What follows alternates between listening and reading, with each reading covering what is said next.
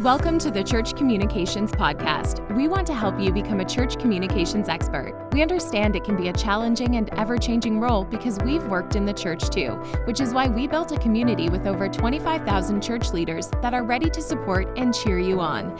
Your hosts for the show are Allred and Jahng, who want to help equip you to reach more of your congregation and community. This is the place where we'll talk shop with fellow practitioners and professionals about what's working, what's not, and what's next. Are you ready? Let's get started.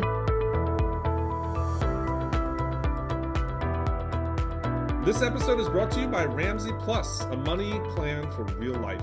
This brand new all-access membership from Dave Ramsey's company gives you the best money content, tools, and resources all in one place. Later on, we'll talk about how to give your whole church or organization to get plugged in. But until then, you can start a free trial over at daveramsey.com/CC trial. That's right. Get a free trial to the Ramsey Plus system at daveramsey.com/CC trial.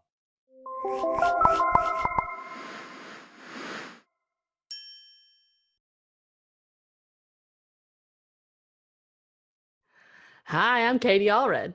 And I'm Jahng. And welcome to the Church Communications Podcast. Today, we're really excited.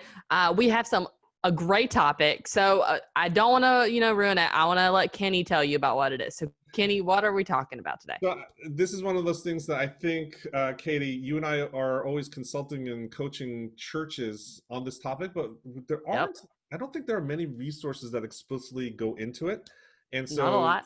No, not a lot. And so I think I love the fact that we actually said, okay, let's write down some questions, answers, and go through this topic together so that we can share with everybody.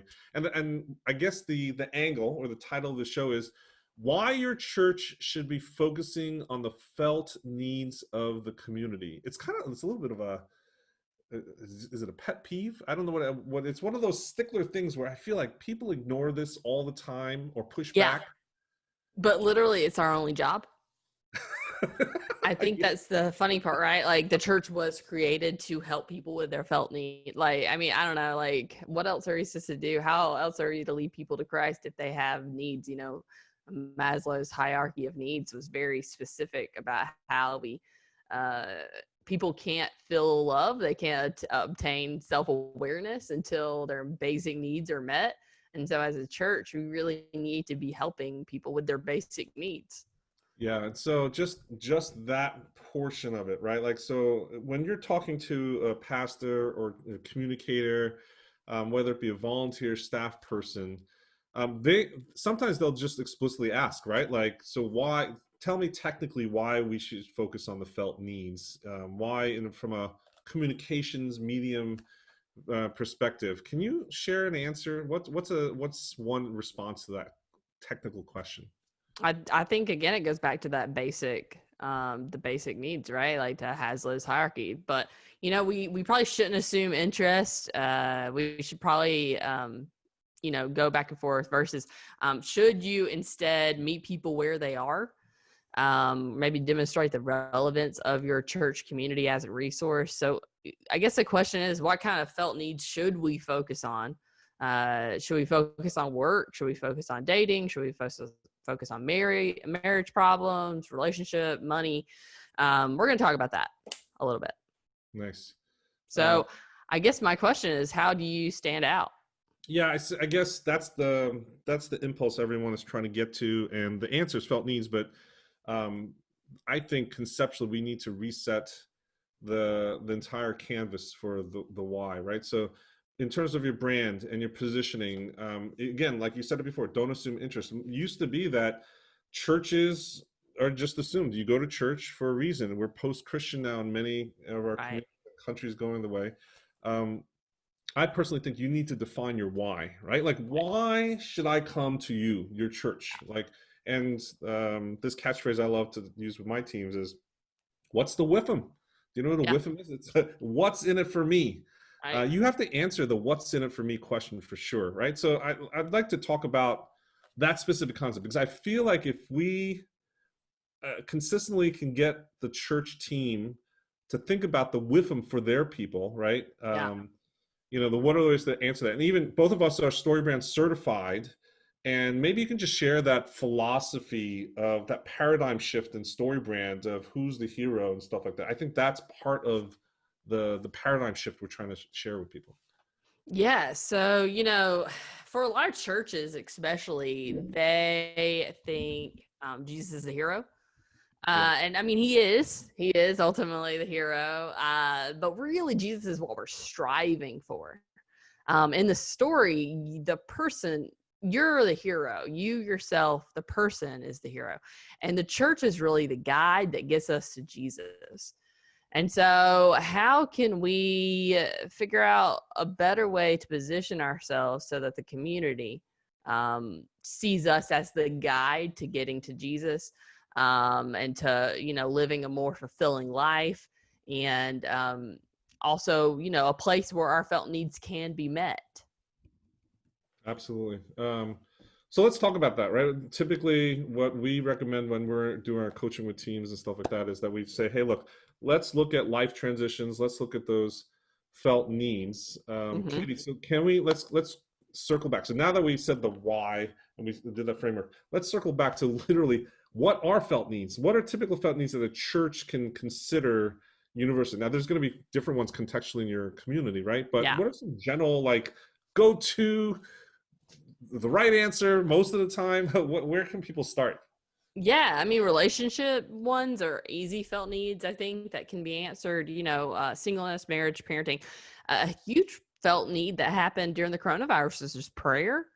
If you had created content around prayer during the coronavirus, there was this huge uptick. If you go to trends, Google Trends, you can see that prayer was at 100% searched for Yeah. during the coronavirus, yet there was no content coming from local churches on how to pray. And it would have been the perfect time to have created this felt need content. So, I think, searching Google Trends is a good way to find out what the Yeah. felt needs are Yeah. in your community. Um, but, How do, going on, how do people, there's also, Katie, the what? Sorry. how do people, sorry, I'm like, this is one of those things I just have to stop you. What is Google Trends? Because I think this is like a secret weapon to a lot of people. And you just Yeah. assume everyone knows it sometimes, but there's so many I people do that don't. assume that everyone knows how to use Google Trends. So it's trends.google.com, and it's really a place where you can search for terms and see how much that term has been searched over a period of time. So you can search Taylor Swift and see, how Taylor Swift's popularity has gone up and down over the years. But you can also search for terms like the Bible. You can search for other felt needs like prayer or hunger, or where do I get food? Or like, where do I get free food? How do I get access to, financial counseling? There are certain terms you can Google and find if those terms are going up in your area. Like a lot of times, like, people were asking unemployment. You can see if unemployment skyrocketed in your area or not. And if it did, then clearly you need to create some content around the term unemployment. I know it's a little complicated to think, what kind of content do I create around the term unemployment? Let's talk about that. So like, you can create YouTube content around it, and have the phrase unemployment as the title. You can create blog posts around it, and then talk about like what the church has resources for people who are unemployed. Like, do you have job counseling? Do you have other resources like, food resources, help with mortgage payments, those kind of things, other kinds of counseling available. And so you have all these resources. Many churches have these resources. They just don't have it in a place where people can find it easily for the terms that are being sought for that day. So you really need to think about what are people searching for on the internet, and how are they searching it? So interesting. Yesterday, I actually just taught in my digital marketing class, and we were looking at Google and just searching terms, and we were looking at Halo 5 versus the term buy Halo 5. Okay, so Halo 5 is a video game, right? If you search for Halo 5, the first thing that comes up is Halo 5, the video game, and the company that makes the video game, Right. which makes perfect sense. But if you search for the term buy Halo 5, Amazon comes up first.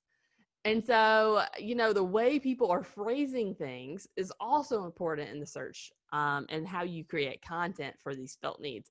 And so what's great too is that Google really does prefer local over national brands. So if you are a trusted local authority on certain topics because you've been creating content over time, they're going to prefer to show you than anyone else. Show your church over another resource. So if your church had a whole series on prayer, and you created some really great specific content on prayer, maybe you did a YouTube series or whatever, and you created really great thumbnails, you created really great titles, that walk people through how to pray for specific things or whatever.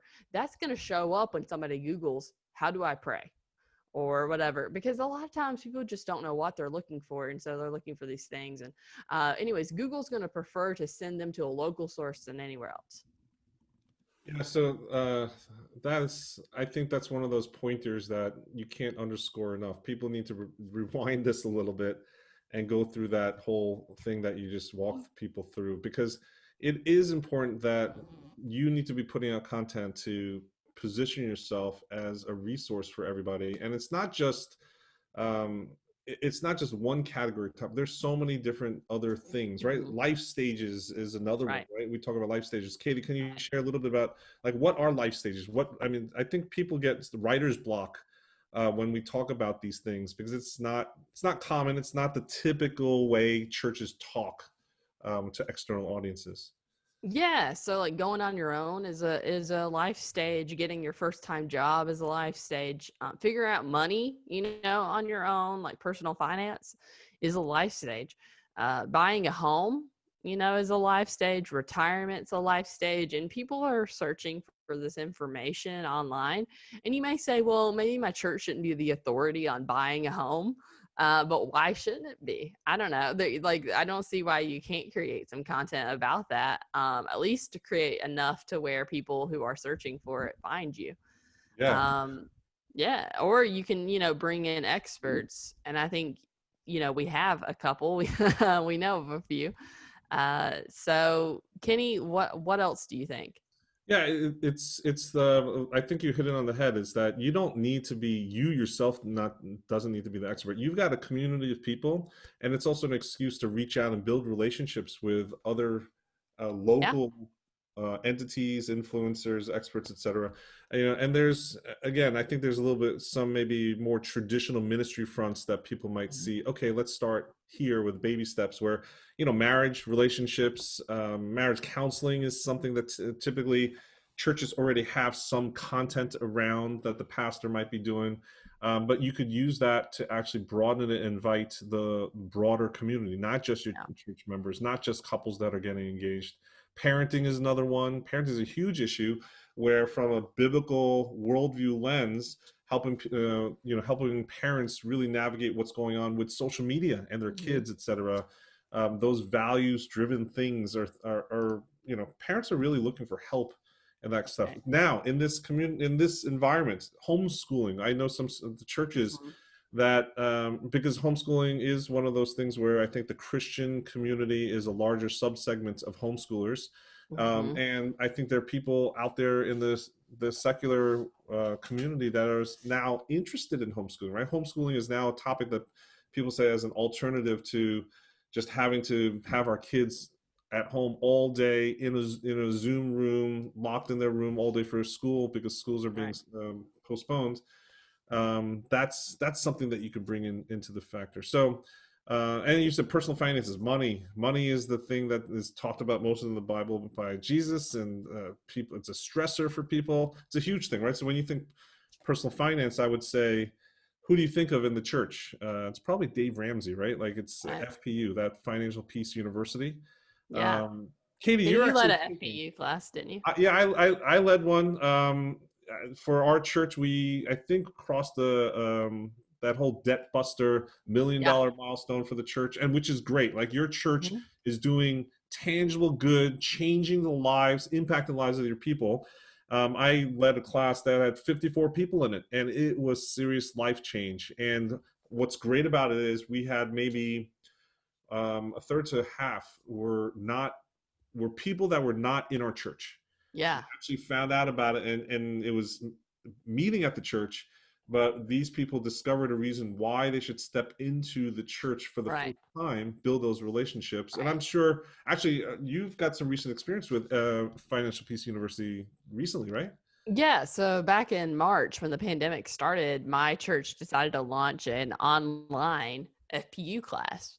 And we did it via Zoom, and we met via Zoom for once a week, every week, and we went through the baby steps and how to get out of debt. And then we also had a Facebook group where we celebrated things and we chatted and we had, fun giveaways and contests and stuff. And so really, honestly, using the online resources were incredible. Dave Ramsey's really released some really awesome stuff in Ramsey Plus that I think is going to be really cool. They've really moved a lot of stuff online.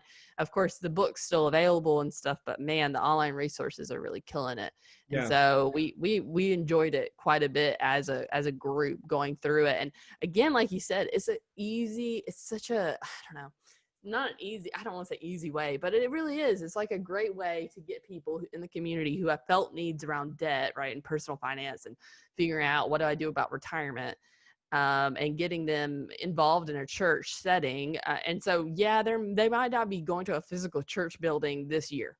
Let's be honest about it. The church building may not be full this year with people coming into it, but they would probably be willing to join a Zoom call, and talk about personal finance. And so using these resources, I think will just make it so easy for people to come back into it. Yeah, and just think about we're pulling all the parts of our conversations. You talked about Google Trends, right? Unemployment is a huge issue for a vast majority of the country. Record numbers are filing unemployment.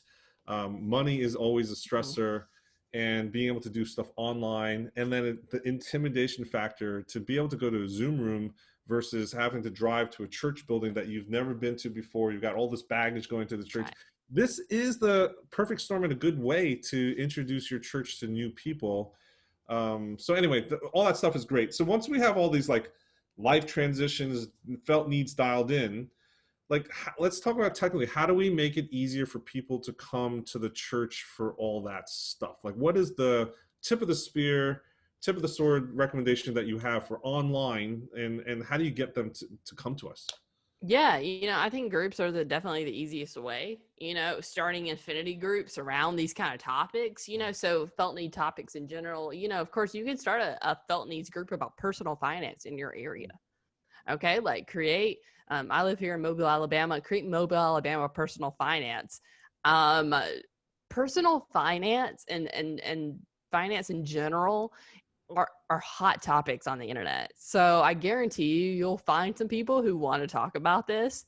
There might be some crazy people out there, so be careful. But, I think that, they don't have to be long-term. You can make some long-term groups. You can make some short-term groups, but they're really low risk. It's such a great opportunity for reaching lots of people, and I think that it's just I don't know, there's so much fun creating groups online, especially through Facebook. Will create such an opportunity for you and for your church to really grow. So much of today is, online first or whatever. So people can actually do their homework. You can give them homework through these groups. And I think it's just going to be really incredible. And so I think you literally are meaning, hey, if you're a church, you should be opening up some new Facebook groups, right? Like that's the prescription. You're not joking. That literally is what you're saying. Can you share with everybody just the difference between private groups, public groups, secret groups, and like in this type of, if you're going to have a small group that meets, and say we're using the Dave Ramsey Plus system for FPU, what type of group would you have? How big of a typical group? Like, can you let's walk through that? Because I think that would be helpful for a lot of people. Yeah, there's multiple ways you can do this. There's public and private groups, and then there is a setting for visible and hidden There's no more secret groups. Right. That's gone away. So I would create a private group no matter what, even if you were trying to reach multiple people. So maybe you want a long-term strategy of creating a group about personal finance for your area, and you're planning on going into personal finance for a long time, like you want to make this a ministry that reaches a lot of people in your area, then I would create a private group that's visible so people can find it, and then tag it, with your location, that kind of thing. If you're creating like short-term groups that are really specific for your church, again, I would still do private and visible. I don't think there's any reason that it can't be found on Facebook. I think that's fine. But then of course you can archive groups once they're done. So I'd maybe like name it with like, Dave Ramsey class, July 2020 or something. So you know how to organize them in your head. But yeah. So I love it because, and again, that's a free tool, right? You don't need extra budget to open up a Facebook group. Yeah. The Ramsey Plus solution thing is basically the same thing as what the churches have been doing for decades on the FPU side. So it's not an extra cost. In fact, you actually get so much other curriculum and courses and resources. And all the curriculum and videos and everything's on there. I was really impressed by it. And it makes it so easy to go through it individually and as a group. And so you would assign homework as a group, but it's so easy to go in there and just figure out where you're at and what to watch next. Absolutely.